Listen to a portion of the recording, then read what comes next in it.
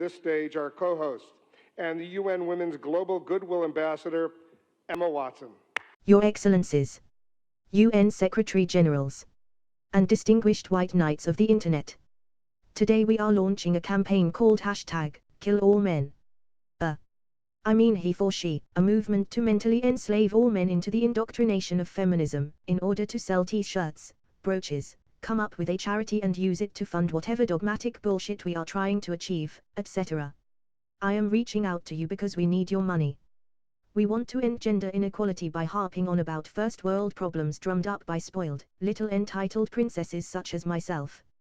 And to do this, we need an outdated women's movement that's only popular with whiny, entitled, self-absorbed, troglodytes and castrated males of the internet and deluded and bitter students of gender studies to flock to our cause. This is the first campaign of its kind at the UN, because of bleeding heart liberals like me who make a big fuss on the internet, and feel a deep, rooted sense of insecurity and coddled mentalities, mixed with warped minds led astray by false information and false dichotomies. We want to indoctrinate as many men and boys into pandering to our cause, as the advocates for signatures. And we don't just want to talk about it, we want to whine about it. I was appointed Goodwill Ambassador for UN Women 6 months ago. Not for my experience in politics, not for my illustrious experience and qualifications, but simply because I'm famous, wealthy and surprisingly attractive for a British person, and I can use my looks and high-pitched quivering voice to make men weak at the knees to get them to buy me drinks when I go to bars. Seeing this, UN Women decided to use those trays and get me to make a dumb speech I wrote in one afternoon whilst having tea and caviar by the pool in my big-ass mansion, drinking from a male tears cup. And the more I've spoken about feminism, the more I have realized that bitching on the internet and acting like a spoiled child, #KillAllMen, male tears, male castration day, #AllMenMustDie, has often become synonymous with man-hating.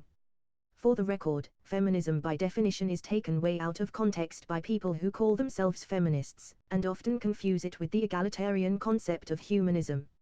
It is the belief that men and women should be equal to one another, by prioritizing the needs of one group over the others. I started questioning gender-based assumptions a long time ago. When I was 8, I decided to cash in on the Ban Bossy campaign, because I was told to include that in this speech. When at 14, I started to become sexualized by boys of the same age as me, and apparently that is somehow a social issue according to feminists, and not just natural teenaged behavior or basic developing hormones. At the age of 9, I landed the role of a lifetime when I was arbitrarily cast in those god-awful, mediocre Harry Potter movies, which were basically a quick cash grab to wring a few pennies out of some already existing books. After the whole thing was over, I was even richer than my already wealthy parents, and am now one of the most recognizable faces in the world, despite the fact I can't act to save my life and am probably already making a total ass of myself as I speak. At 15, my girlfriends begun to drop out of their beloved sports teams, because they did not want to do those particular sports anymore, and apparently that is somehow relevant to the point of feminism. When at 18, my male friends were unable to express their feelings. Probably because they were 18-year-old boys who don't tend to express feelings like they are in a bloody Shakespeare play. After spending too much time on Tumblr and being brainwashed by the stupidity I was reading, I decided I was spoiled and privileged enough to arbitrarily stick the pathetic label of feminist on myself. And now that's what I am. My recent research that consisted of me curled up on the couch, scouring feminist websites on my laptop in my tank top and pajama bottoms whilst eating from a tub of Haagen-Dazs chocolate ice cream, has shown me that feminism has become an unpopular word. Women are choosing the right to not call themselves feminists, which they should not have the right to do. Apparently, I am among the ranks of entitled first world millionaires whose expressions are seen as too whiny, too bossy, too exclusionary, too dogmatic and narcissistic. Why has the word become such an unpopular one? If you weren't able to tell by my already ridiculously British accent, I am from Britain. And I think it is right that I receive special treatment based on the sheer fact that I have a vagina betwixt my thighs. It is right that I am paid the same as my male counterparts, even though I am financially sound for the rest of my life, due to having rich parents and all that money from those crappy Potter movies. I think it is right that I should be able to make decisions about my own body, unless it is to entice young men to get on board with this campaign. But sadly, I can say, there is no one country in the world that hasn't been completely indoctrinated by social justice warriors and first world feminism, and that is undoubtedly a problem. These rights, I consider to be human rights, and as a feminist, that is a big problem, because they won't get on board with whiny, entitled, fat man haters, and apparently they have more pressing issues to deal with than funding a campaign with an agenda to make money. But I am one of the lucky ones. My life is a sheer privilege, because my parents didn't love me less because I'm a total self-centered little princess. My school did not limit me based on the fact that I was a girl, because I had a personal tutor that my parents paid for, so I wouldn't have to go to a peasant-ridden public school. If you still hate the word, it is not the word that is important, despite saying the complete opposite a few paragraphs ago. Remember, when I mentioned how troubling it was that women were choosing not to call themselves feminists. It's the idea and the ambition to hypothetically castrate all men to bow, pander and conform to our whim, because not all women have received the same rights that I have. Not all men have, either, but no one cares about those bulls. It is the idea of prioritizing women's needs over men's, and that is equality apparently. In 1997, Bill Clinton's wife made a half-cocked speech quite like what I'm doing now in Beijing about feminist demands. Sadly, many of the things she wanted to change could not be understood by a populace that doesn't speak English. But what stood out for me the most was less than 30% of the audience was male.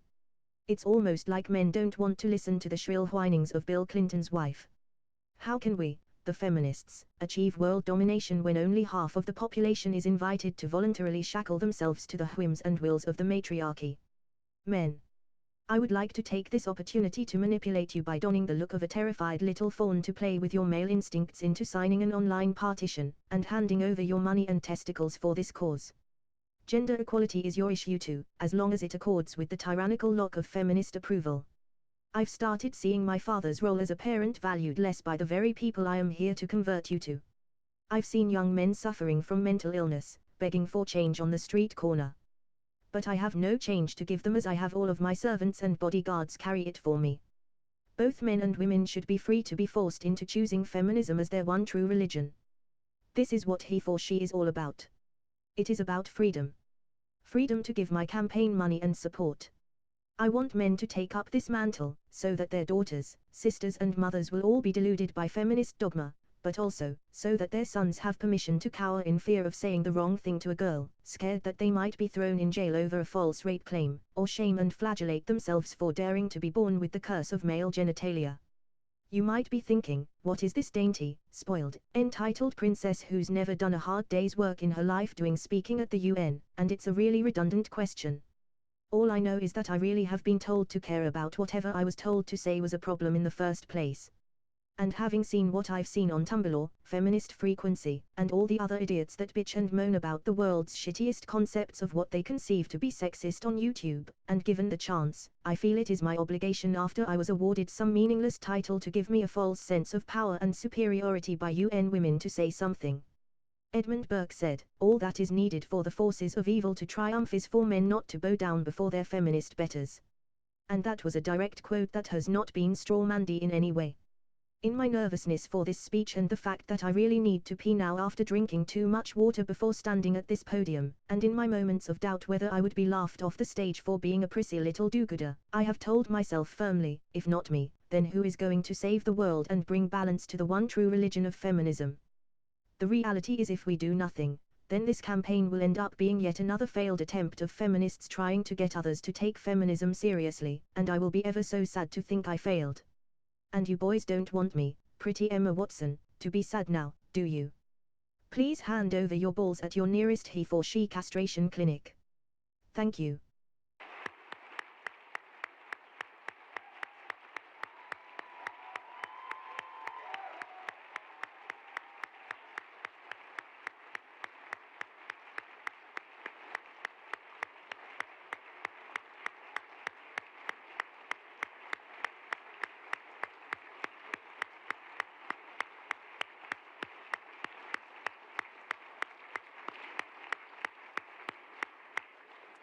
What a beautiful, beautiful speech. What a beautiful thought. Emma, pay attention.